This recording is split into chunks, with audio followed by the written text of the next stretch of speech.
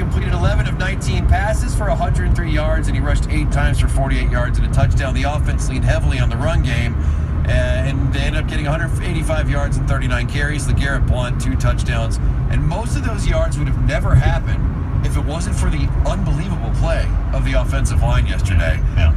Anyone hear anything from the wood chopping J.J. Watt yesterday? No, oddly enough, no. They had 1 sack, and watching that quarterback rollout, I mean, people around here have not seen anything like that in 40 years. Grogan? Well, yeah, Steve Grogan had, you appreciate this, Fred. Steve Grogan had 12 rushing touchdowns in 1 season. Oh, yeah, baby. 1976. We've had him in here, right? Yeah. There was nothing like Steve Grogan. Steve Grogan. What a star. That's what he would do. Well, he was the standard by which most of us, not millennials, most of us, what are we, Generation X? X. We're Generation I'm not X. in your generation. No, I am. I'm a generation older than the two of you. I think technically we're in the same generation. So eat it. There you go. Yes, you're in Generation M.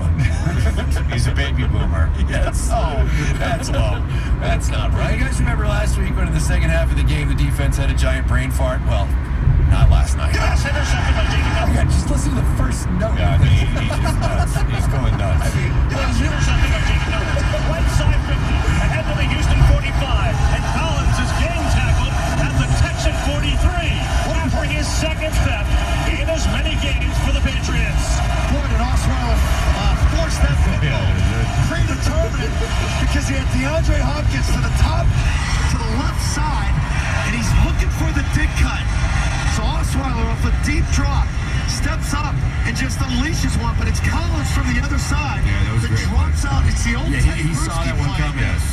Phenomenal. By the way, I would just like to say to our good friend Greg Bedard, who said this week that Jamie Collins was not one of the better linebackers in the game. What is he watching? Well, the first 2 weeks he wasn't very good. He's an outstanding but last cover year linebacker. he was unbelievable. No, he was. He's an outstanding cover linebacker. Like he's very athletic and he can cover guys from his position. He was everywhere last night. He had 14 tackles, of course, that interception. I mean, and he also put a permanent place in Brock Osweiler's head at some point. Right. I guess that when you're judging who you're going to keep off that defensive team,